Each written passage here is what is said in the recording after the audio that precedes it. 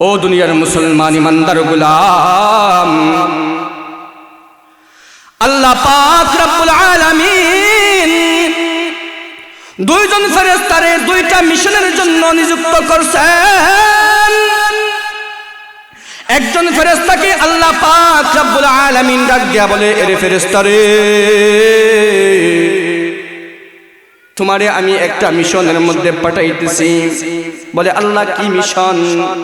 বলে, ও ফেরেশতা, অমুক জায়গার মধ্যে গিয়া দেখবা একজন মুসলমান ব্যক্তি মৃত্যু সজ্জার মধ্যে উপস্থিত, একটু পরে তার মৃত্যু হয়ে যাবে। ওই ব্যক্তিটা চাইতেছে জাইতুন তেল খাওয়ার জন্য, আর ওই জাইতুন তেল তার আলমারির সামনে রাখা লইছে। ওই জাইতুন তেলটা গিয়া নষ্ট কইরা দিয়া আইবা। কি করে দিয়ে আইব? নষ্ট করে দিয়ে আইব। আল্লাহর খেলা বড় খেলা, কথা মনোযোগ দিয়ে শুনবেন। আল্লাহর ফেরেশতারা গিয়া বলেন, ওরে মাওলা, তুমি যে তোমার মুসলমান বান্দার কাছ থেকে তার রিজিকটা কাইনা নিতেছে, এটার কারণ কি? কারণ হইল গিয়া আপনার মুসলমান বান্দা সারা জীবন আপনার গুণগান গাইছে, সারা জীবন আপনার যে আনুগত্য করছে, সারা জীবন আপনার ইবাদতের মধ্যে সময়টা কাটাইছে, কিন্তু আজকে তার অন্তিম সময় সে আত্মরা অবস্থায় পইরা রইছে। এমন সময় সে চাইছে, তার মনের শেষ আশা জাইতুন তেল খাবে। জাইতুন তেলটা তার আলমারির মধ্যে পইরা আছে। এই জাইতুন তেলটাকে তারে খাওয়াই দেওয়ার বদলা আপনি বলতেছেন নষ্ট কইরা আইতে। আপনি বলতেছেন কি? বুঝে বলতেছেন কি? বলতেছেন নি? বুঝে বলতেছেন নি? বলে, রে ফেরেশতা, যাও যাও, আমি যেই হুকুম দিছি এই হুকুম মাইনাও। কি বলছেন? হুকুম এই নাও। ও দুনিয়ার মুসলমান ইমানদার গোলাম, আল্লাহ পাক রব্বুল আলামিন অপর আরেকজন ফেরেশতারে আরেকটা মিশন দিতেছেন। ডাক দিয়া বলে, এরে ফেরেশতা, তোমারে আমি আরেকটা বাড়ির মধ্যে পাঠাইমু। বলে, কোন বাড়ির মধ্যে? বলে, ফেরেশতারে, ওই অমুক গ্রামের মধ্যে গিয়া একজন হিন্দু ব্যক্তি পাইবা। ওই হিন্দু ব্যক্তিটা সে তার অন্তিম সময়ের মধ্যে পৌঁছে গেছে, একটু পরেই তার ডেথ হয়ে যাবে, মৃত্যুবরণ করবে। যাও যাও, ওই আমার হিন্দু ব্যক্তিটা মাছ খাওয়ার আশা করছে, ওই মাছের ব্যবস্থা করে দিয়ে আসো। কি করো? মাছের ব্যবস্থা। এখন বলেন তো দেখি, কিছুটা উল্টা উল্টা লাগতেছে না? কিছু উল্টা উল্টা লাগতেছে না? সবই বের হবে। কিছু করলে সব এমনি বের হয়, সব শুনতে পারবেন। কি বলতেছেন? যে যাও অমুক জায়গার মধ্যে আমার এক হিন্দু বান্দা আছে, ওই ব্যক্তিটা জীবনের অন্তিম সময় পার করতেছে, একটু পরেই ডেথ হয়ে যাবে, চলে যাবে আমার কাছে, চলে আসবে আমার কাছে। যাও, ওই ব্যক্তিটার মাছ খাওয়ার মন চাইছে, তার আশেপাশে কোনো মাছ নাই, যাও তারে গিয়া মাছের ব্যবস্থা করে দিয়া। কি কইরাও? মাছের ব্যবস্থা কইরাও। এখন দুইজন ফেরেশতা চইলা গেলেন। চইলা যাওয়ার পরে ওই দুইজনের কাজ শুরু কইরা দিছে, মিশন শুরু কইরা দিছে।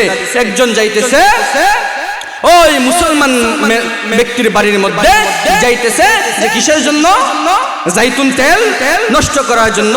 আরেকজন ফেরেশতা যাইতেছে যে ওই হিন্দুর বাড়িতে মাছ জোগাড় করে দেওয়ার জন্য। কি করার জন্য? মাছ জোগাড় করে দেওয়ার জন্য। ও মুসলমান ইমানদার গোলাম, আল্লাহ পাক রব্বুল আলামিনের ফেরেশতা দুইজন আল্লাহর নির্দেশে দুই বাড়ির মধ্যে চলে গেল। ওই দুই বাড়ির মধ্যে গিয়া একজন ফেরেশতা গিয়া ওই মুসলমান ব্যক্তির বাড়ির আলমারির মধ্যে যে জাইতুন তেল রাখা আছে, ওই জাইতুন তেলটা সুন্দর করে নষ্ট করে দিলেন। কি করলেন? নষ্ট করে দিলেন। আর একজন ফেরেশতা ওই হিন্দুর বাড়ির মধ্যে গেল, গিয়া দেখি হিন্দু ব্যক্তিটা অন্তিম সময় পার করতেছে, একটু পরেই মৃত্যুবরণ করবে। ওই ব্যক্তি মাছ খাইতে মন চাইছে, ওই ব্যক্তির মাছের ব্যবস্থা করে দিয়া ওই ফেরেশতা, আবার ওই ফেরেশতা, দুইজন ফেরেশতা আল্লাহ পাক রব্বুল আলামিনের কাছে যাইতেছে। কোথায় যাইতেছে? আল্লাহ পাক রব্বুল আলামিনের কাছে যাইতেছে। এখন হঠাৎ করে দেখা যায় দুইজন ফেরেশতা একসাথে হয়ে গেছে। কি হয়ে গেছে? একসাথে হয়ে গেছে। এখন একজন ফেরেশতা আরেকজন ফেরেশতাকে ডাক দিয়া বলতেছে, আরে ভাই, এই আসমানের মধ্যে কোন কাজের জন্য আল্লাহ পাক রব্বুল আলামিন তোমারে পাঠাইছিল? কোন নির্দেশ মানার জন্য গেছিলা? কোন আদেশ মানার জন্য গেছিলা? ফেরেশতা ডাক দিয়া কয়, ওরে ভাই, আল্লাহ পাক রব্বুল আলামিন আমারে ওই একটা বাড়ির মধ্যে পাঠাইছে, মুসলমান ব্যক্তির বাড়ির মধ্যে পাঠাইছে। আমারে পাঠাইছে ওই ব্যক্তির নাকি জীবনের শেষ ইচ্ছা ছিল জাইতুন তেল খাওয়ার জন্য। আমারে আল্লাহ পাক রব্বুল আলামিন পাঠাইছে ওই ব্যক্তির জাইতুন তেলটা নষ্ট করার জন্য। এখন আরেক ফেরেশতারে জিজ্ঞাসা করতেছে, তুমি কোথায় গেছিলা? ওই অপর ফেরেশতা জবাব দিতেছে যে, রে ভাই, আমারও আল্লাহ পাক রব্বুল আলামিনের মিশন দিয়া পাঠাইছে। বলে কি মিশন দিয়া পাঠাইছে? বলে ওই আরেক গ্রামের মধ্যে একজন হিন্দু ব্যক্তি, যে ব্যক্তি আল্লাহ পাক রব্বুল আলামিনকে অমান্য করত, সারা জীবন ওই ব্যক্তির বাড়িতে জাইতুন তেল ছিল, ওই জাইতুন তেলটা আপনি নষ্ট করে দিলেন। এর মানেটা কি? এর মানেটা কি? এখন আল্লাহ পাক রব্বুল আলামিন ডাক দিয়া বলেন, ও আমার ফেরেশতারা রে,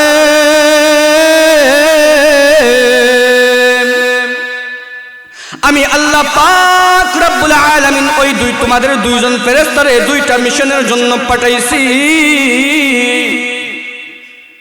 একটা মিশন তুমি করছো, আরেকটা মিশন অপর ব্যক্তি করছে।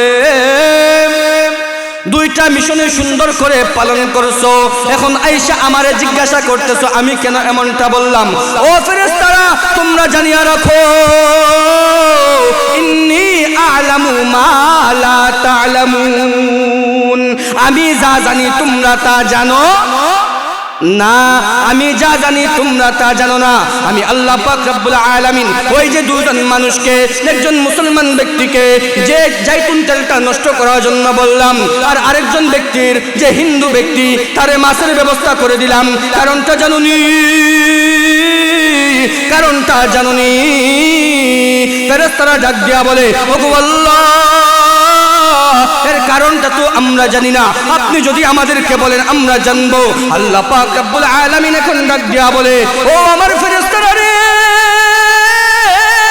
তোমরা জানিয়ে রাখো, আমি যেই মুসলমান বাচ্চার, মুসলমান সন্তানের যে জাইতুন তেল নষ্ট করছি, ওই জাইতুন তেল নষ্ট করার কারণ হইল আমি আল্লাহ পাক রব্বুল আলামিনের এই বান্দা সব সময় আমার আনুগত্য করত, আমি আল্লাহ তাআলার ইবাদতের মধ্যে মশগুল থাকত, আমি আল্লাহ পাক রব্বুল আলামিন যেইভাবে বলতাম এইভাবে চলতো, আমি আল্লাহ পাক রব্বুল আলামিনের কথার বাইরে একটা কথাও বলতো না। কিন্তু ফেরেশতারা রে, তোমরা জানোনি আমি তার রিজিকটা কেন উঠায় নিছি? বলে আল্লাহ কেন উঠায় নিছেন? বলে তাহলে শুনো, ওই ব্যক্তিটা সারা জীবন আমার আনুগত্য করত, আমি তার সব গুনাহ মাফ করে দিয়েছিলাম, কিন্তু একটা গুনাহ তার বাকি রইছে।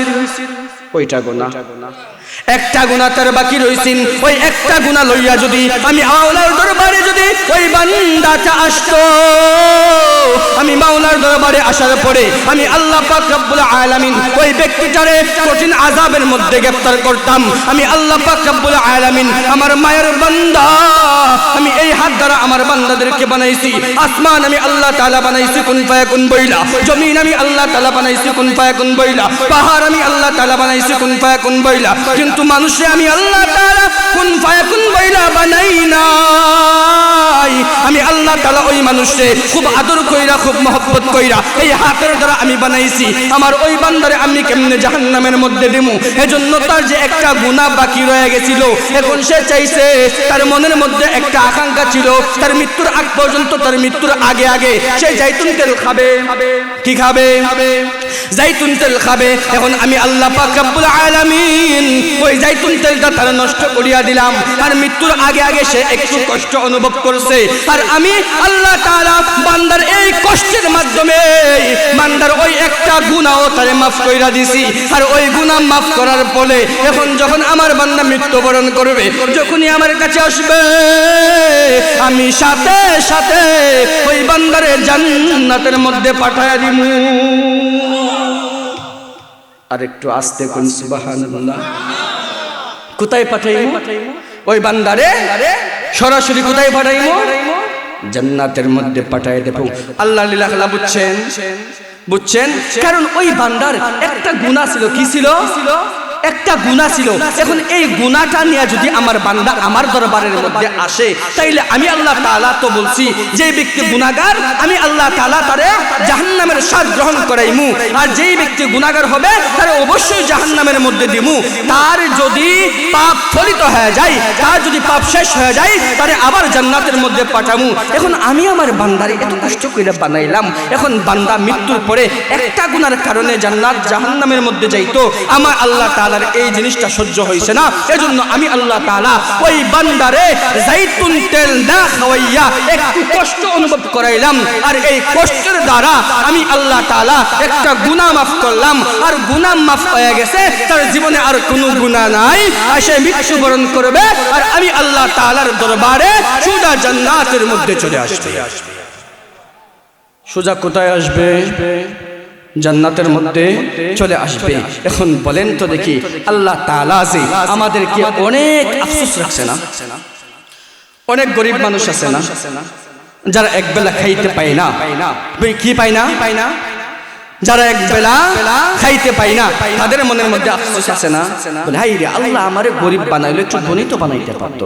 আল্লাহ তাআলা বলেন কোনদিন এই আফসোস রাখবা না যে আল্লাহ তাআলা আমারে গরিব বানাইতে পারতো না। কেন গরিব কেন বানাইলো? কারণ আল্লাহ পাক রব্বুল আলামিন তোমারে গরিব বানাইছে তোমার ভালো বুঝা, ধনী বানাইছে তোমার ভালো বুঝা। এখন তুমি যদি মনে করো আল্লাহর উপরে চলে যাও, তাইলে তো সবই কি শেষ? সবই শেষ। ও মেরে মুহতারাম ভাইও, এখন অপর ফেরেশতা আল্লাহ পাক রব্বুল আলামিন রে ডাক দিয়া বলে, ওরে আল্লাহ, প্রথম ফেরেশতার কাহিনীটা তো বুঝলাম, মুসলমান ব্যক্তিরা জান্নাতে যাওয়ার জন্য জাইতুন তেল নষ্ট করলা। এখন তো একজন হিন্দু ব্যক্তি আছে, ওই হিন্দু ব্যক্তিরে কেন মাছ খাওয়াইলা? কেন মাছ খাওয়াইলা? আল্লাহ পাক রব্বুল আলামিন আবার ফেরেশতার উত্তরে ডাক দিয়া বলে, ইন্নী আ'লামু মা লা তা'লামুন, আমি আল্লাহ তাআলা যা জানি তোমরা তা জানো না। বলে কি জানি না? বলে ও আমার ফেরেশতারা রে, আমি আল্লাহ পাক রব্বুল আলামিন ওই ব্যক্তিরে মাছ খাওয়াইলাম এই জন্য, কারণ দুনিয়ায় থাকতে ওই হিন্দু ব্যক্তিটা অনেক ভালো কাজ করত, অনেক সওয়াবের কাজ করত, অনেক গরিব মানুষের সাহায্য করত, অনেক মসজিদের মধ্যে দান করত, অনেক মাদ্রাসার মধ্যে দান করত, অনেক এতিমের দায়িত্ব নিত, অনেক মিসকিনের দায়িত্ব নিত, অনেক মা হারা বাপ হারা মানুষের সন্তানের যে দায়িত্ব গ্রহণ করত, অনেক মানুষে অনেক টাকা পয়সা দেয়া কি করত? হেল্প করত। আর এই কারণে আমি আল্লাহ পাক রব্বুল আলামিন সে যখন কোনো ভালো কাজ করত, আমি আল্লাহ তাআলা তারে বদলা হিসেবে অনেক কিছু দিয়া দিতাম। সে একটা ভালো কাজ করত, আমি আল্লাহ তাআলা তারে বদলা হিসেবে আরো কিছু দিয়া দিতাম। কি করতাম? তারে কিছু দিয়া দিতাম। আচ্ছা, আমাদের সমাজে এমন মুসলমান নাই যে হিন্দুরা যে সাহায্য করে? আসে না? এমন অনেক হিন্দু। আমি যখন সিলেট কাজীর বাজার মাদ্রাসার মধ্যে পড়তাম, অনেক সময় দেখা যাইতো মাহফিল যখন আসতো 10টা 12টা গরু, এই 10টা 12টা গরুর মধ্যে 1-2টা গরু হিন্দুদেরও ছিল। তারা মনে করতো হাই রে, আমরা ডাকি আল্লাহ, তারা ডাকে ভগবান, আমরা ডাকি আল্লাহ, তারা ডাকে অন্য কিছু। কিন্তু তারা বিশ্বাস করে যে আল্লাহ তো একজনই, ভগবান তো একজনই। তারা নবীজি, তারা কারে মানে না? নবীজিরে মানে না। অনেক হিন্দু আছে মসজিদের মধ্যে দান করে, আছে না নাই? মসজিদের মধ্যে দান করে। এখন দান করে আপনাদের এলাকার মধ্যে নাই, আছে না? আছে। ওই তদ্রুপ ভাবে আমি আল্লাহ পাক রব্বুল আলামিনের অনেক ভালো কাজের মধ্যে ওই হিন্দু ব্যক্তিরা থাকতো। আল্লাহ পাক রব্বুল আলামিন বলেন, ওই হিন্দু ব্যক্তিরা অনেক ধনী মানুষ আছে বা অনেক গরিব মানুষ আছে, ওই গরিব মানুষদেরকে হেল্প করতো। ওই হিন্দু ব্যক্তিরা মাদ্রাসা মসজিদের মধ্যে চাঁদা দিত, মাদ্রাসা মসজিদের মধ্যে অনেক সময় চাঁদা দিত। আমি আল্লাহ পাক রব্বুল আলামিন এর বদৌলতে তারে অনেক কিছু দুনিয়ার মধ্যে দিয়া দিতাম। কিন্তু জানুনি বলে আল্লাহ কি জানতাম, বলে তোমরা শুনিয়া রাখো, ওই যে হিন্দু ব্যক্তিটা ছিল তারে আমি সারা জীবন সে আমার জন্য অনেক কিছু করছে, অনেক ভালো কাজ করছে, আমিও তার জন্য দেয়া দিছি, কিন্তু একটা ভালো কাজের ফল আমি তারে দিতে পারি নাই। ওই একটা ভালো কাজ তার জন্য রওয়া ছিল। এখন যখন আমার ওই হিন্দু ব্যক্তিটা, সে তো আমারই উম্মত, যদিও একটা সওয়াব লইয়া, একটা ভালো কাজ লইয়া আমি আল্লাহ পাক রব্বুল আলামিনের দরবারের মধ্যে আসতো, আর আসার পর যদি আমি আল্লাহ পাক রব্বুল আলামিনকে জিজ্ঞাসা করতো, ওরে আল্লাহ দুনিয়ায় থাকতে আমি অনেক মানুষকে হেল্প করছি, দুনিয়ায় থাকতে আমি অনেক মানুষকে হেল্প করছি, দুনিয়ায় থাকতে মানুষদেরকে আমি অনেক সাহায্য করছি, অনেক এতিম ব্যক্তিদের দায়িত্ব নিয়েছি, অনেক মানুষদেরকে অনেক সাহায্য করছি, ওগো আল্লাহ আমার একটা সওয়াব আছে, ওই সওয়াবের বদলা তুমি আমারে দাও নাই, ওই আল্লাহ আমার ওই বিনিময়ে আমার জান্নাত দিয়া দাও। এখন যদি আল্লাহ তাআলা চিন্তা করতেছেন, যদি আমার ওই বান্দাটা, হিন্দু বান্দাটা কোনো মতে মৃত্যুর পর আমার কাছে আইসা যদি এই দাবি করে জান্নাতের দাবি, তাহলে তো আমি আল্লাহ তাআলা কোনোভাবেই তার জান্নাত দিতে পারবো না। কারণ হইল সে মুসলমান না, কারণ হইল সে বেধর্মী, তারে আমি জান্নাত দিতে পারি না। আমার ওয়াদা আমি মুসলমানদেরকে জান্নাত দেব, বেধর্মীদেরকে জাহান্নামের মধ্যে নিক্ষেপ করব। আমি যদি জাহান্নামের মধ্যে নিক্ষেপ করি, ওই বান্দাটা আমাকে প্রশ্ন করবে আর ডাক দিয়া বলবে, ওগো আল্লাহ আমার তো একটা সওয়াব আছে, একটা নেকি আছে, একটা ভালো কাজ আছে, ওই ভালো কাজের দ্বারা আমার জান্নাত দিয়া দাও না। যদি এটা বলে আমি তো আল্লাহ পেছের মধ্যে পইরা যাবো। এজন্য জানুন রে ফেরেশতা, সে যখন মাছ খাওয়ার জন্য ইচ্ছা করছে, ওই মাছ খাওয়ার জন্য ইচ্ছা করছে, তার মনের মধ্যে যখন আকাঙ্ক্ষা জাগছে মাছ খাবে, ওই মাছ খাওয়াইয়া আমি আল্লাহ তাআলা তার একটা যে সওয়াব ছিল ওই সওয়াবটাও দুনিয়ার মাটিতে শেষ করে দিছি। আর শেষ করার কারণে এখন যখনই আমার এই বান্দাটা বিধর্মীটা হিন্দু ব্যক্তিটা আর কোনোদিন কোনো অজুহাত রাখা যাবে, কোনো আফসোস রাখা যাবে, আফসোস রাখা যাবে, আফসোস রাখা যাবে না। আল্লাহ পাক রব্বুল আলামিন ডাক দিয়া বলে, ও দুনিয়ার মুসলমান ইমানদার গোলাম, আমি আল্লাহ তাআলা তোমাদেরকে বানাইছি একমাত্র আমি আল্লাহ তাআলার ইবাদতের জন্য। তোমরা আমি আল্লাহ তাআলার ইবাদতের মধ্যে মশগুল হয়ে যাও, আমি আল্লাহ তাআলা তোমাদের হয়ে যাব, আমি আল্লাহ তাআলা তোমাদের হয়া জামু। এখন আয়াতের তো পাইলেন, এখন আমি যে আপনাদের সামনে একটা হাদিস পরিবেশন করছি, কি করছি?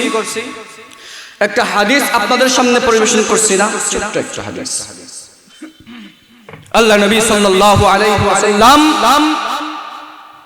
তার হাদিস শরীফের মধ্যে, অসংখ্য হাদিসের মধ্যে একটা হাদিস, তলাবুল ইলমি ফারিদাতুন আলা কুল্লি মুসলিম, তলাবুল ইলমি ফারিদাতুন আলা কুল্লি মুসলিম।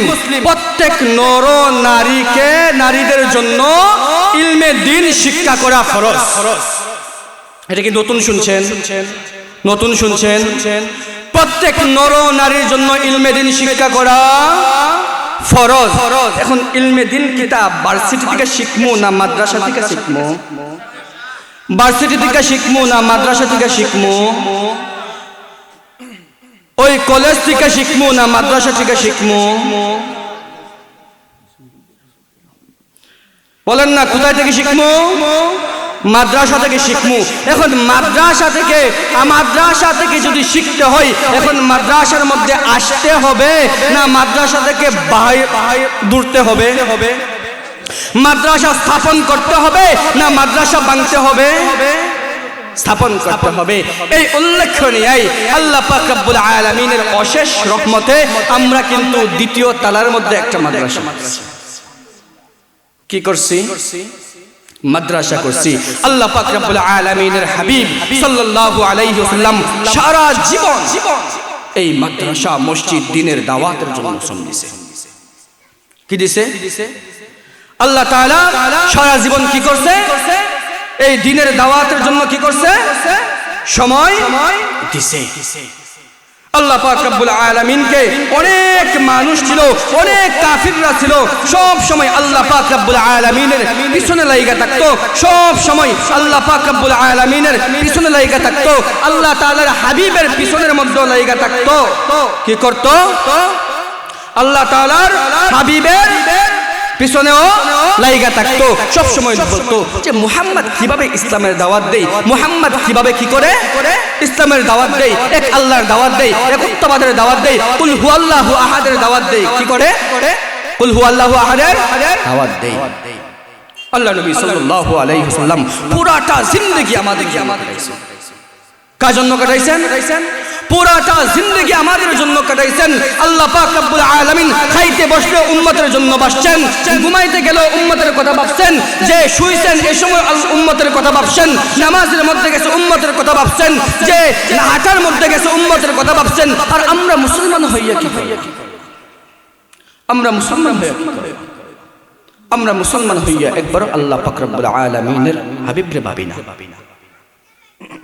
আমরা একবারও আল্লাহ পাক রব্বুল আলামিনের হাবিবের কথা ভাবি না। আল্লাহ পাক রব্বুল আলামিন হাবিব সাল্লাল্লাহু আলাইহি ওয়াসাল্লামকে কাফিরের বাচ্চারা পাথর দিয়ে আঘাত করতে করতে নবীজি সাল্লাল্লাহু আলাইহি ওয়াসাল্লামের শরীর মোবারক থেকে রক্ত পর্যন্ত ধরাইছে। কি করছে? রক্ত পর্যন্ত ধরাইছে। অনেক জায়গার মধ্যে নবীজি সাল্লাল্লাহু আলাইহি ওয়াসাল্লামকে দাওয়াত দিয়া নিয়েও নবীজির শরীর থেকে রক্ত জড়াইছে কি জড়াইছে না? আমি কিন্তু কাঁদছি না, আমারে কিন্তু কান্দাইছে। কি করছে? আমি কিন্তু কাঁদি নাই, আমারে কিন্তু কাঁদাইছে। আমি আল্লাহ রাসূল সাল্লাল্লাহু আলাইহি ওয়াসাল্লাম তোমাদের কাছে এমনি এমনি আসি নাই, আমারে কিন্তু কুফাবাসী দাওয়াত দিয়া নিয়ে আইছে। দাওয়াত দিয়া নিয়ে আসার পরেও আমি আল্লাহ নবী সাল্লাল্লাহু আলাইহি ওয়াসাল্লামের সাথে তোমরা এই ব্যবহারটা করো না, তোমরা এই ব্যবহার করো না। আল্লাহ নবী সাল্লাল্লাহু আলাইহি ওয়াসাল্লামের পুরাটা জিন্দেগি, আল্লাহ নবী সাল্লাল্লাহু আলাইহি ওয়াসাল্লামের পুরাটা জীবন শুধু আল্লাহ পাক রব্বুল আলামিন আমাদেরকে নিয়ে, আমাদের উম্মতদেরকে নিয়ে, আমাদের মতো উম্মত যারা আছে তাদেরকে নিয়ে পড়েছে। কাকে নিয়ে পড়েছে? আমাদেরকে নিয়ে পড়েছিলেন। আচ্ছা বলেন তো দেখি, আল্লাহ পাক রব্বুল আলামিন আমাদেরকে নিয়ে, আল্লাহ নবী সাল্লাল্লাহু আলাইহি ওয়াসাল্লাম আমাদেরকে নিয়ে যে পয়রা ছিল, এই কথার কোনো সন্দেহ আছে? সন্দেহ আছে? ও মুসলমান ইমানদার গোলাম, আল্লাহ পাক রব্বুল আলামিনের হাবিব পুরাটা জিন্দেগি আমাদের জন্য কাটাইছে। আল্লাহ নবী সাল্লাল্লাহু আলাইহি ওয়াসাল্লাম যখন নামাজের মধ্যে থাকতো আমাদেরকে নিয়ে চিন্তা করত।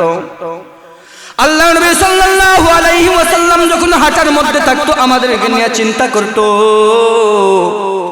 আল্লাহ নবী সাল্লাল্লাহু আলাইহি ওয়াসাল্লাম যখন ঘুমাইতো আমাদেরকে নিয়ে চিন্তা করত। আল্লাহ পাক রব্বুল আলামিনের হাবিবের অন্তিম সময় দুনিয়া থেকে উঠে যাবেন, আল্লাহ পাক রব্বুল আলামিন ফেরেশতা পাঠাইছে, যে আজরাইল আলাইহিস সালাতু ওয়াস সালাম রে পাঠাইছে, যাও আমার হাবিবের রূহটা বের করে নিয়ে আসো। আল্লাহ নবী সাল্লাল্লাহু আলাইহি ওয়াসাল্লামের কাছে গেছে, যাওয়ার পরে গিয়া দেখে আল্লাহ নবী সাল্লাল্লাহু আলাইহি ওয়াসাল্লাম শোয়ার মধ্যে, কিসের মধ্যে গিয়া দেখে আল্লাহ নবী সাল্লাল্লাহু আলাইহি ওয়াসাল্লাম শুয়ে রইছে। হঠাৎ করে আজরাইল আলাইহিস সালাতু ওয়াস সালাম দরজার মধ্যে খটখটাইতেছে। আল্লাহ নবী সাল্লাল্লাহু আলাইহি ওয়াসাল্লামের বুঝার আর বাকি রইল না, ওরে আমার সময় মনে হয় শেষ হয়ে গেছে, আজরাইলকে মনে হয় আল্লাহ তাআলা পাঠিয়ে দিয়েছে। আল্লাহ পাক রব্বুল আলামিনের হাবিব দরজা খুললেন, আজরাইল আলাইহিস সালাতু ওয়াস সালাম ভিতরে গেলেন। ভিতরে যাওয়ার পরে আজরাইল আলাইহিস সালাতু ওয়াস সালাম ডাক দিয়া বলে, ও নবীজি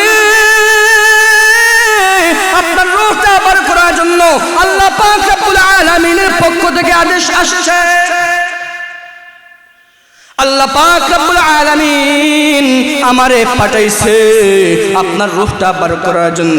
নবীজি সাল্লাল্লাহু আলাইহি ওয়াসাল্লামের চোখ দিয়ে টলমল করে পানি পড়তেছে, টলমল করে পানি পড়তেছে, টলমল করে পানি পড়তেছে। পানির ছুটে মুখ টুক সবাস পুরাটা ভিজে গেছে। আল্লাহ নবী সাল্লাল্লাহু আলাইহি ওয়াসাল্লামের এই কান্না দেখার পরে, এই কান্না দেখার পরে আজরাইল আলাইহিস সালাতু ওয়াস সালাম আল্লাহ নবীরে জিজ্ঞাসা করে, ইয়া রাসূলুল্লাহ, ইয়া হাবিবাল্লাহ, নবী গো আপনি কান্না করতেছেন কেন? দুনিয়া দুনিয়ার মধ্যে আপনার চাইতে তো ভালো মানুষ এই দুনিয়ার মধ্যে আর ছিল না, আপনার চাইতে ইবাদতকারী তো আর কেউ ছিল না। আপনার রূহটা বের হবে, আপনি জান্নাতে যাইতে দেরি হবে না, তারপরেও আপনার চোখ দিয়ে পানি আইতেছে। কারণটা কি? আল্লাহর নবী সাল্লাল্লাহু আলাইহি ওয়াসাল্লাম ডাক দিয়া বলে, রে আজরাইল জানুনি আমি কেন কান্না করতেছি? বলে কেন কান্না করো? আল্লাহ পাক রব্বুল আলামিনের হাবিব ডাক দিয়া বলে, জিবরাইল আলাইহিস সালাতু ওয়াস সালামকে আনো। জিবরাইল আলাইহিস সালাতু ওয়াস সালাম সাথে সাথে হাজির হয়ে গেল। এখন জিবরাইল আলাইহিস সালাতু ওয়াস সালাম আয়েশা দেখে মায়ার নবী দয়ার নবী চোখ দিয়া পানি পড়তেছে, মায়ার নবী দয়ার নবী রহমাতুল লিল আলামিন কান্না করতেছে, আর এই দিক দিয়া জিবরাইল আলাইহিস সালাতু ওয়াস সালামের ও চোখ দিয়া পানি পড়তেছে। এখন জিবরাইল আলাইহিস সালাতু ওয়াস সালাম আল্লাহ পাক রব্বুল আলামিনের হাবিবকে ডাক দিয়া বলে, ওগো হাবিব আপনার চোখ দিয়ে পানি কেন? আপনি কান্না করতেছেন কেন? এখন এর জবাব দেওয়ার আগ মুহূর্তেই আল্লাহর নবী আবার প্রশ্ন করে বসলেন, রে জিবরাইল রে তোমার চোখের মধ্যে পানি কেন? কার চোখের মধ্যে? জিবরাইল তোমার চোখের মধ্যে পানি কেন? এখন জিবরাইল আলাইহিস সালাতু ওয়াস সালাম আল্লাহর নবীর ডাক দিয়া বলে, ইয়া রাসূলুল্লাহ ইয়া হাবিবাল্লাহ, নবী গো এই আদম আলাইহিস সালাতু ওয়াস সালাম থেকে নিয়া এই পর্যন্ত ঈসা রূহুল্লাহ পর্যন্ত অনেক নবীদের কাছে আমি গেছি, নাজিলকৃত করছি, ওহী নিয়ে গেছি, সব নবীদের কাছে আমার যাওয়া শেষ। এখন মনে হয় আপনার অন্তিম সময় চলে আসছে, আমি আপনার কাছে আর আসতে পারবো না। এই দুনিয়ার সফর মনে হয় আমার শেষ, এই দুনিয়ার মধ্যে আমি আর কোনো ওহী নিয়ে আসতে পারবো না। এই জন্য রাসূল আমার খুব কষ্ট লাগতেছে, এই জন্য আমি কান্না করতেছি। এখন জিবরাইল আলাইহিস সালাতু ওয়াস সালাম ডাক দিয়া বলে, ইয়া রাসূলুল্লাহ ইয়া হাবিবাল্লাহ আপনি কান্না করতেছেন কেন? এখন রাসূল সাল্লাল্লাহু আলাইহি ওয়াসাল্লাম ডাক দিয়া বলতেছে, রে জিবরাইল আমি আল্লাহর রাসূল এজন্য কান্না করি, জানো না কেন কান্না করি? কেন কান্না করেন? বলে আমি আল্লাহর রাসূল সাল্লাল্লাহু আলাইহি ওয়াসাল্লাম এই জন্য কান্না করি, কারণ হইল গিয়া আমি যদি এই দুনিয়ার মাটি থেকে উঠা যাই, এই দুনিয়ার মাটি থেকে যদি আমি উঠা যাই, আমার গুনাহগার উম্মতদেরকে কে দেখবে? আমার উম্মতরা তো অনেক গুনাহগাটির মধ্যে আছে, আমার এই উম্মতটা কি করবে? আমার উম্মতদেরকে দেখাশোনার জন্য কে থাকবে? এ জিবরাইল আমি আল্লাহর রাসূল সাল্লাল্লাহু আলাইহি ওয়াসাল্লাম এজন্যই কান্না করতেছি, না জানি আমার উম্মতদের সাথে আল্লাহ তাআলা কি করে। সবসময় আমাদের কথা বলছে, পরক্ষণেই আল্লাহ পাক রব্বুল আলামিন এই নবীদের কান্না দেখার পরে, নবীদের আর্তনাদ শোনার পরে আল্লাহ পাক রব্বুল আলামিন ডাক দিয়া বলে, ইয়া রাসূলুল্লাহ ইয়া হাবিবাল্লাহ নবী গো আপনার উম্মতকে নিয়ে আর চিন্তা করতে হবে না, আপনার পরে আপনার এই উম্মতের চিন্তা আমি স্বয়ং আল্লাহ তাআলা গ্রহণ করলাম। আর একটু আস্তে কোন সুবহানাল্লাহ। কি করলাম? তোমার চিন্তা করতে হবে না হে নবী, তোমার চিন্তা করতে হবে না, আমি আল্লাহ তো আছি। কে আছি?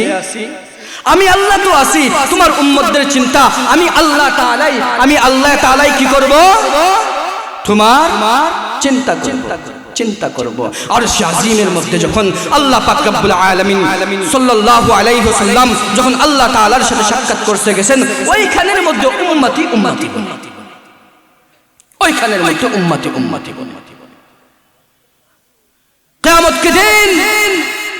কিয়ামতের দিন সব নবী রাসূল উম্মতেরা ইয়া নাফসি ইয়া নাফসি ইয়া নাফসি বলবেন, या नफ्सी या नफ्सी या नफ्सी बोलबेन। एक तरह से आवाज आएगी, एक तरह से आवाज आएगी या उम्मती। सब लोग ऐसे बोले, সব উম্মত নবী রাসূল সবাই আশ্চর্য হয়ে যাবে। এমন একটা সময়ের মধ্যে সবাই ইয়া নাফসি ইয়া নাফসি বলতেছে, ইয়া নাফসি ইয়া নাফসি বলতেছে, নবীরাও ইয়া নাফসি বলতেছে, রাসূলরাও ইয়া নাফসি বলতেছে, প্রত্যেকটা উম্মত ইয়া নাফসি পড়তেছে। কিন্তু এক সাইড থেকে একটা দিক থেকে আওয়াজ আসতেছে ইয়া উম্মতি। কে হতে পারে এই মহেশ? সবাই নজর ঘোরালেন, সবার নজর একদিকে ঘোরালেন। কোরআনের পরে আল্লাহ রাসূল সাল্লাল্লাহু আলাইহি ওয়াসাল্লাম এইভাবে যা আমাদের দেশের মধ্যে ভিক্ষুকরা থাকে না, এইভাবে কুর্তাটা কাপড়ের টুকরাটা এইভাবে নিয়ে আল্লাহ পাক রব্বুল আলামিনের কাছে যাইতেছে, আল্লাহর পাক রব্বুল আলামিনের কাছে যাইতেছে আর বলতেছে, ইয়া উম্মতি ইয়া উম্মতি ইয়া উম্মতি ইয়া উম্মতি, আমার উম্মতকে বাঁচায় লও, আমার উম্মতকে বাঁচায় লও, আমার উম্মতকে জান্নাতের মধ্যে দিয়া দাও, আমার উম্মতকে জান্নাতের মধ্যে দিয়া দাও। ও আল্লাহ, আমার উম্মত একটাও যদি জাহান্নামের মধ্যে থাকে, আমি নবীজি সাল্লাল্লাহু আলাইহি ওয়াসাল্লামের কলিজাটা ফাইটা যাবে, আমি আল্লাহ রাসূল সাল্লাল্লাহু আলাইহি ওয়াসাল্লামের সহ্য হবে না একটা উম্মতকেও জাহান্নামের মধ্যে রাইখা আমি আল্লাহ রাসূল সাল্লাল্লাহু আলাইহি ওয়াসাল্লাম জান্নাতের মধ্যে প্রবেশ করতে পারবো না। একটা উম্মতকেও আমি আল্লাহ তাআলা রাইখা জান্নাতের মধ্যে প্রবেশ করতে পারবো না। আর ওই উম্মতের জন্য আর ওই উম্মতেরাই নবীজি সাল্লাল্লাহু আলাইহি ওয়াসাল্লামকে গালি দেয় কি দেয় না? গালি দেয় কি দেয় না? কথা বলে না? আমাদের দেশের মধ্যে নবীজি সাল্লাল্লাহু আলাইহি ওয়াসাল্লামকে গালি দেয় কি দেয় না? কথা বলেন, গালি দেয় কি দেয় না? আমাদের দেশে, এই দেশের মধ্যে অনেক মানুষ দেখবেন আসবে আয়েশা নবীজি সাল্লাল্লাহু আলাইহি ওয়াসাল্লামের সম্পর্কে কুরুচিপূর্ণ কথা বলে, আল্লাহ পাক রব্বুল আলামিনের সম্পর্কে কুরুচিপূর্ণ কথা বলে। কয়েকদিন আগেও তো এক বাউল নামে ফাউল নাকি আল্লাহ পাক রব্বুল আলামিনের সম্বন্ধে কথা বলে, বলে আল্লাহর কিতাব, আল্লাহর গুয়া মাথা আমি ছেড়ে পাইছি। নাউজুবিল্লাহ বলেন, নাউজুবিল্লাহ বলে না, কে পায় না? কত উচ্চারণ, নাউজুবিল্লাহ। এমন উচ্চারণ আল্লাহ তাআলার চরণে আনতে লজ্জা করে। আমাদের স্পষ্ট ভাষা, আপনি আওয়ামী লীগ করেন আমার আপত্তি নাই, আপনি বিএনপি করেন আমার আপত্তি নাই, আপনি জামাতে ইসলাম করেন তাতেও আমার কোনো আপত্তি নাই।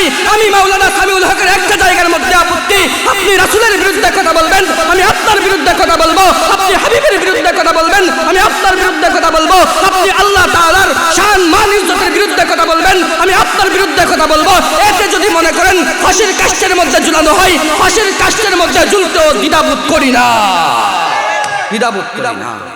আপনি যাই করেন, আপনি আওয়ামী লীগ করেন, আপনি আসেন, আপনি বিএনপি করেন, মসজিদে আসেন, জামাত করেন, মসজিদে আসেন, রাজনীতির কথা বলতেছি না, আল্লাহ রাসূল সাল্লাল্লাহু আলাইহি ওয়াসাল্লামের ভালোবাসা। আপনি যেই হন, যেই দলের হন, যেই মাসলাকের হন, যেই তরিকার হন, আমার কোনো আপত্তি নাই। আমি মাওলানা সামিউল হকের একটা জায়গার মধ্যে আপত্তি, আপনি রাসূলের বিরুদ্ধে কথা বলবেন, আমি আপনার বিরুদ্ধে কথা বলবো, আপনি আল্লাহ তাআলার বিরুদ্ধে কথা বলবেন, আমি আপনার বিরুদ্ধে কথা বলবো। এতে যদি মনে করেন মসজিদের চাকরি চলে যায়, আরে মসজিদের চাকরি তো দূর কথা, 12 মাসে যদি 12টা মসজিদও পাল্টাতে হয়, এরপরেও মাওলানা সামিউল হকের পক্ষ থেকে, মাওলানা সামিউল হকের মুখ থেকে হকের আওয়াজ কোনোদিন বন্ধ হবে না, হকের আওয়াজ বন্ধ হবে না, হকের আওয়াজ বন্ধ হবার যা আল হক ওয়া যাকাল বাতিল, যা আল হক ওয়া যাকাল বাতিল। বাতিলরা তো সব সময় পরাজিত, সব সময় পরাজিত, আর সত্য তো সত্য হয়। সত্য কি? সত্যই। এখন আপনি যাই করেন না কেন কোনো লাভ হবে না, আপনি যাই করেন না কেন কোনো লাভ হবে না। আপনি যেই হন না কেন, যেই দলেরই হন না কেন, আপনি যেই মাসলাকের হন না কেন, যেই তরিকার হন না কেন, আপনি রাসূলের পক্ষে আমি আপনার পক্ষে, আপনি হাবিবের পক্ষে আমি আপনার পক্ষে, আপনি আল্লাহর পক্ষে আমি আপনার পক্ষে, আপনি আল্লাহ রাসূল সাল্লাল্লাহু আলাইহি ওয়াসাল্লামের শান মান ইজ্জতের পক্ষে আমি আপনার পক্ষে, আপনি কোরআনের পক্ষে আমি আপনার পক্ষে, আপনি কোরআনের বিরুদ্ধে আমিও কোরআনের বিরুদ্ধে, আপনি হাদিসের বিরুদ্ধে আমিও আপনার বিরুদ্ধে। এতে যদি মনে করেন ফাঁসির কাষ্ঠ তো দূরের কথা, অনেক কিছু হয়ে যাক, কোনো আপত্তি নাই। এই মুসলমান ইমানদার গোলাম, তোমাদের ইমানকে সোচ্চার করতে হবে, তোমাদের ইমানকে এই দুনিয়ার মধ্যে বলিষ্ঠ করতে হবে। সকালে যেমন সূর্য ওঠে, বিকালে যেমন সূর্য অস্ত যায়, এটা যেমন সত্য, এই দেশের মধ্যে, এই দুনিয়ার মধ্যে, এই বিশ্বের মধ্যে কালিমার পতাকা একদিন উদ্দীপিত হবে, সেটাও তেমন সত্য, সেটাও তেমন সত্য। এই দেশের মধ্যে সেটাও তেমন সত্য। আপনি যাই করেন না কেন কালিমার পতাকা এই দেশের মধ্যে একদিন উড়বেই। আপনি যাই করেন না কেন কালিমার পতাকা এই দেশের মধ্যে কি প্রত্যেকটা ঘরে ঘরের মধ্যে ছড়ায় যায়। আপনি যাই করেন রুখতে পারবেন না। এই ইসলামকে রুখার জন্য, ইসলামকে মারার জন্য, আল্লাহ পাক রব্বুল আলামিনকে মিটানোর জন্য, আল্লাহ তাআলার শান মান ইজ্জত লুটানোর জন্য অনেক মানুষ চেষ্টা করছেন। ওই মানুষগুলো নাই, কিন্তু কোরআন হাদিস আল্লাহ নবী সবাই আছে। সবাই আছে, কেউ নাই, কিন্তু আল্লাহ আছে, কেউ নাই। নবীজি আছে, কেউ নাই। কোরআন আছে। যখন আপনি একটা গান দুইবার তিনবার, যখন আপনি একটা গান একবার দুইবার বলবেন, তখন দেখবেন আপনার বেতৃষ্ণা লাগবে। কি লাগবে? বেতৃষ্ণা লাগবেন। তখন বন্দে মায়া লাগাইছে গান আছে না, তখন একবার দুইবার তিনবার অনেকে বলবে হুজুরদি গান কর, শোনা। দেখবেন যখন আপনি একটা গান তিনবার চারবার শুনবেন, তখন দেখবেন আপনার অন্তরের মধ্যে বেতৃষ্ণা চলে আসবে। আপনার অন্তরের মধ্যে ভালো লাগবে না। না, মোবাইলটা বাইক করে ব্যাডমিন্টন দেখা আরেকটা গান ডাউনলোড দেই, নতুন গান ভার্সন। কি করি? দেই আরেকটা গান দেই। কিন্তু আল্লাহ পাক রব্বুল আলামিনের হাবিব সাল্লাল্লাহু আলাইহি ওয়াসাল্লাম কিন্তু আমাদের সেই নবীজি, আল্লাহ পাক রব্বুল আলামিন কিন্তু পুরাতন হয় নাই। আল্লাহ পাক রব্বুল আলামিনের হাবিবও কিন্তু পুরাতন হয় নাই। ওই যে নামাজের মধ্যে একেবারে প্রথম থেকে নিয়ে এখনো পর্যন্ত প্রত্যেক রাকাতে আলহামদুলিল্লাহ সূরা পড়েন। যেই রাকাতের মধ্যে দেখবেন, যেই ওয়াক্তের মধ্যে আপনার সূরা শুনায়া পড়া হয়, আলহামদুলিল্লাহ কিন্তু বলা হয়। আচ্ছা বলেন তো দেখি, আজ পর্যন্ত বলতে পারবেন এমন একটা মানুষ আছে যে বলছে যে আলহামদুলিল্লাহ সূরা শুনতে আর ভালো লাগে না? বলছে? আরো জোরে বলছে? বলে নাই। কিয়ামত হয়ে যাবে, তারপরেও আল্লাহু আকবারের ধ্বনি বন্ধ হবে না। কিয়ামত হয়ে যাবে, এরপরেও কোনো দিন আল্লাহ রাসূল সাল্লাল্লাহু আলাইহি ওয়াসাল্লামের হাদিস বিশারদ মিথ্যা হবে না, সব মিথ্যা হয়ে যাবে। কিন্তু আল্লাহর নবী কোনদিন মিথ্যা হবে না। আমরা তো মুসলমান হইছি নামে। কি হইছি? আমরা মুসলমান হইছি কি মুসলমান? আমরা তো মুসলমান হইছি মিয়া নামে মুসলমান, কামে তো মুসলমান নাই, খালি খাওয়া দাওয়ার মুসলমান আর বাথরুম ভরার মুসলমান। বলে না, আমাদের অন্তরের মধ্যে ইশক নাই, নবীজির ইশক নাই। আমাদের অন্তরের মধ্যে নবীজির ইশক তো দূরের কথা, নবীজির নাম নিতেও আমাদের সমস্যা, আমাদের নবীজির নাম নিতেও দ্বিধাবোধ করে। কি করে না? নামের মুসলমান আছে না? আল্লাহ পাক রব্বুল আলামিন স্পষ্টভাবে বলেন, আল্লাহ নবী সাল্লাল্লাহু আলাইহি ওয়াসাল্লাম বলেন যে যেই ব্যক্তি আমার নিয়ামত খাইয়া আমার নিয়ামতের শুকরিয়া আদায় করলো, আমি আল্লাহ পাক রব্বুল আলামিন ওই ব্যক্তির নিয়ামতকে আরো বাড়ায়া দেই। বলেন না সুবহানাল্লাহ। আর যেই ব্যক্তি আমি আল্লাহ তাআলার নিয়ামত খাইয়া নিয়ামতের শুকরিয়া আদায় করলো না, আমি আল্লাহ পাক রব্বুল আলামিন তার এই নিয়ামতকে আরো সিনায় নেই আর কঠিন আযাবের মধ্যে গ্রেফতার করে। এখন এই যে আল্লাহ তাআলা আমাদেরকে নিয়ামত দিছে, সম্পত্তি দিছে, টাকা পয়সা দিছে, এই টাকা পয়সায় নিয়ামতের শুকরিয়া আদায় আমরা কেমনে করতাম? ঘরের মধ্যে বইয়া কি খালি আলহামদুলিল্লাহ আলহামদুলিল্লাহ আলহামদুলিল্লাহ জপলে হইব, না আল্লাহর মসজিদের মধ্যে দান করতে হইব? এই আল্লাহর মাদ্রাসা, নবীজির মাদ্রাসার মধ্যে, এই ফুলের বাগানের মধ্যে, জান্নাতের বাগানের মধ্যে দান করতে হইব কি হইতো না? আল্লাহ পাক রব্বুল আলামিন বলেন যে শুধু যে ক্ষতি করি জানমাল দিয়া, সম্পত্তি দিয়া, এমন না। আমি আল্লাহ পাক রব্বুল আলামিন তোমাদেরকে অসুস্থতা দিয়েও পরীক্ষা করি। কি দিয়া?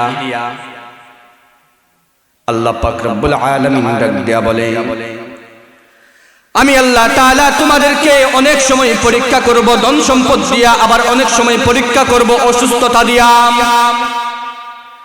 আমি আল্লাহ পাক রব্বুল আলামিন তোমাদেরকে যখন পরীক্ষা করব, এই পরীক্ষার মধ্যে যখন তোমরা উত্তীর্ণ হইতে পারবা, তোমাদের জন্য সুসংবাদ। আমি আল্লাহ পাক রব্বুল আলামিন তোমাদেরকে কঠিন অসুস্থতা দেব, তোমাদের কাছ থেকে অনেক কিছু ছিনায়া নিব। তোমাদের সামনে আছে, দেখবেন একটু পরে তোমাদের সামনে নাই। আমি আল্লাহ পাক রব্বুল আলামিন তোমাদেরকে এমন ভাবেও পরীক্ষা করতে পারি। কি করতে পারে? এমন ভাবেও অসুস্থতা দিয়া আল্লাহ পরীক্ষা করেন না? দেখবেন অনেক মানুষ আমাদের গ্রামের অঞ্চলের মধ্যে অনেক বেশি হয়, দেখবেন অসুস্থতা হয়েছে, আল্লাহ খালি আমারই দেখে। কয় কি কয় না? আল্লাহ কি খালি আমারই যাতাই তো চিনে? কয় কি হয় না? বারবার খালি বালুর মধ্যে আমি লস খাই, আল্লাহ কি আর কাউরে দেখে না? আছে না নাই? আছে না নাই? আল্লাহ তাআলা বলেন তোমাদেরকে আমি আল্লাহ তাআলা অসুস্থতা দিছি, এটাও তোমাদের জন্য নিয়ামত। আমি আল্লাহ তাআলা তোমাদেরকে সুস্থতা রাখছি, এটাও তোমাদের জন্য নিয়ামত। নিয়ামত কি নিয়ামত না? নিয়ামত কি নিয়ামত না? তাহলে শুনুন, আল্লামা আশরাফ আলী থানভী রহমতুল্লাহি আলাইহির একটা কিতাবের মধ্যে একটা ছোট্ট একটা ঘটনা উল্লেখ করেছেন। কি করছেন? ছোট্ট একটা ঘটনা উল্লেখ করছেন। আল্লাহ পাক রব্বুল আলামিন দুইজন ফেরেশতারে দুইটা মিশনের জন্য পাঠাইতেছে। কথাগুলো মনোযোগ দিয়ে বসবেন। এখানে বসছেন, এই দিনের পরে কালকে সকালে আপনার ঘুম নাও ভাঙতে পারে, এই রাত হতে পারে আপনার জীবনের শেষ রাত। যেহেতু আসছেন, কথাগুলো মনোযোগ সহকারে শুনবেন, আর আল্লাহ তাআলা আমাকে বলার তৌফিক দেন। সবাই বলে আমিন।